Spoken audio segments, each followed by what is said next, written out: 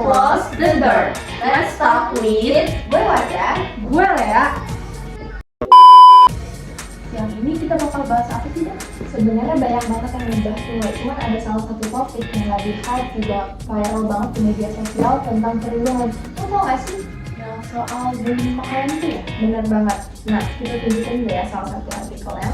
Kita bacain. Jadi bahan ejekan karena outfit. Remaja ini ternyata baru kehilangan ibunya di malam takbiran. Super banget ya, sedih banget sih.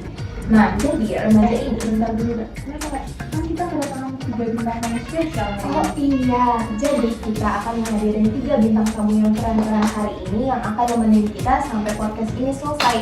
Nah, langsung aja nggak sih, Lek? Langsung aja. Jadi, langsung aja kita panggilan 3 bintang tamu keren-keren kita hari ini. Ya, 3 bintang tamu keren kita yang akan nemenin kita dan mengusut tuntas topik yang kita bahas hari ini. Nah, jadi kita harus kenal dulu sih, Lek, sama teman-teman. Kenalan dari mana nih? Dari yang belakang gue nih. Boleh. Nah, siapa? Gue Yeriko Kristo. Gue Zulfa Kailan Sumaraswari. Gue Reza Nyanyi Putri. Oke, jadi 3 orang ini yang bakalan nemenin kita sampai akhir podcast ini.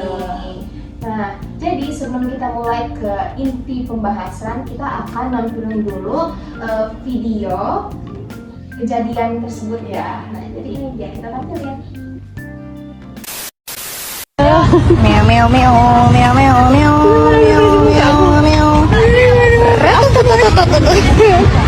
Seorang remaja bernama Fauzan, warga lingkungan 4, Kelurahan Sei Brombang, Kecamatan Panai Hilir, Kabupaten Labuhan Batu, Sumatera Utara, viral di media sosial setelah disebut bergaya kampungan oleh seorang wanita saat momen liburan. Peristiwa itu terekam dalam sebuah video yang kemudian beredar luas di berbagai platform. Dalam rekaman tersebut, Fauzan terlihat bersama teman-temannya di sebuah lokasi wisata, sebelum seorang wanita melontarkan komentar yang dianggap merendahkan penampilannya. Komentar tersebut langsung menuai reaksi keras dari warganet. Banyak yang mengecam sikap wanita itu dan memberikan dukungan moral kepada Fauzan. Diketahui, Fauzan merupakan seorang pelajar kelas 9 di MTS Al-Wasliyah Sei Brombang. Di balik pakaian yang menjadi bahan olokan tersebut, tersimpan kisah yang mengundang haru. Baju yang dikenakan Fauzan ternyata merupakan pemberian terakhir dari sang ibu yang telah meninggal dunia pada malam takbiran. Alih-alih menjadi momen bahagia, pengalaman itu justru meninggalkan luka mendalam bagi Fauzan. Ia disebut sempat merasa malu, hingga memilih mengurung diri di rumah dan enggan bersekolah. Kisah ini kemudian menarik perhatian berbagai pihak. Pemerintah daerah bersama aparat setempat dikabarkan turut mengunjungi Fauzan untuk memberikan dukungan moral. Gelombang simpati pun terus mengalir dari masyarakat. Banyak yang menilai tidak ada yang salah dengan penampilan Fauzan, dan mengingatkan pentingnya menghargai orang lain. Peristiwa ini menjadi pengingat bahwa komentar di ruang publik, termasuk di media sosial, dapat berdampak besar terhadap kondisi psikologis seseorang. Oke, langsung aja. Gimana sih tanggapan kalian pertama kali kalian nonton video kejadian tersebut? Apa sih yang langsung ada di benak pikiran kalian tuh? Dari Raisa dulu deh. Kalau gue langsung sedih karena kebayang gak sih perasaan orang itu dia lagi berduka malah dapat komentar yang negatif. Kalau gue lebih ke kaget sih. Ternyata masih banyak orang di luar sana yang ngejudge cuma dari apa yang mereka lihat sekilas. Gue juga mikir gitu sih.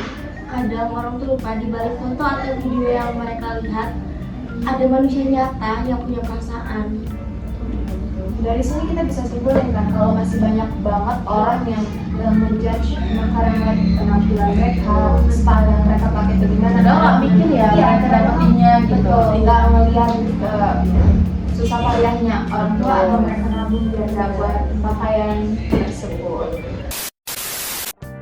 Nah, menurut kalian gimana nih soal orang yang kayak berlindung di balik kata tanda kutip nih bercanda gitu?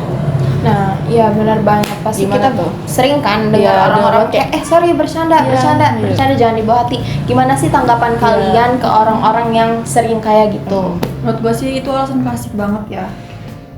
Ya, terus itu alasan sering banget dipakai untuk nutupin kesalahan. Betul, Iya, bener banget. Dan karena kalau beneran bercanda, pasti semua orang ketawa kan? Iya, iya sih. Bukannya malah ada yang merasa sakit hati. Iya, bukan malah kayak ada yang tersinggung atau Iya, gimana. benar. Nah, by the way guys, orang yang tadi ngejadiin si korban bahan konten atau bahan bercandaan, sekarang ternyata udah menemukan solusi keluarnya tuh, ada jalan keluarnya, yaitu minta maaf langsung mengunjungi korban ke kediaman rumah korban ya kalau nggak salah Iya, tuh. kalau nggak salah. Nah, kita tonton dulu nih guys videonya. Ini dia.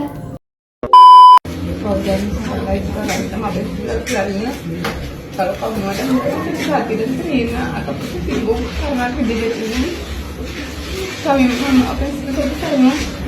Semoga kamu bisa menerima permohonan maaf kami.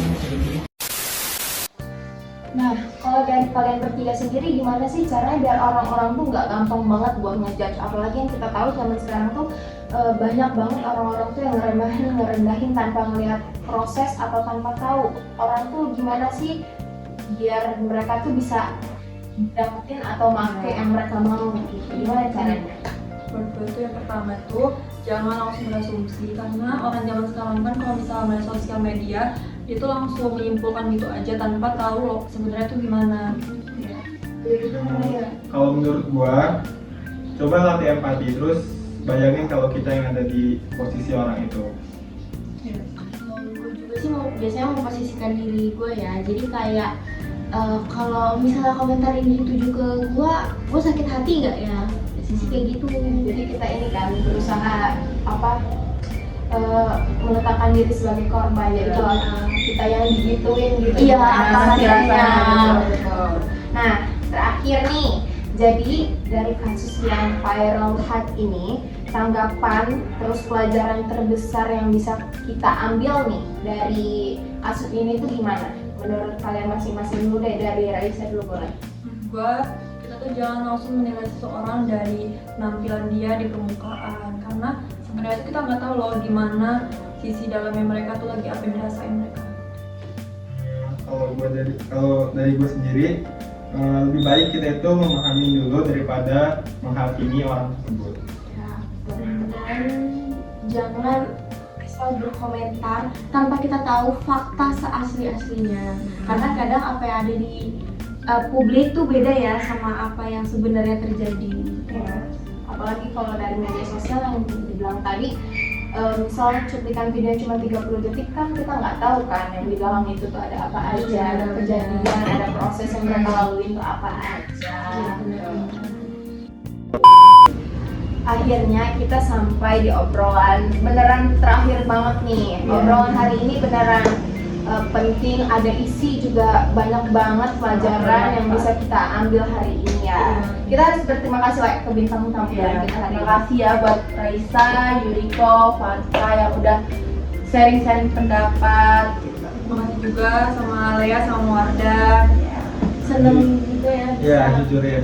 Yuriko, selamat bisa di sini nih, bisa kasih kembali ya guys. Terima kasih lah ya guys ya. Oke, buat pemirsa di rumah, terima kasih sudah menonton podcast kita hari ini.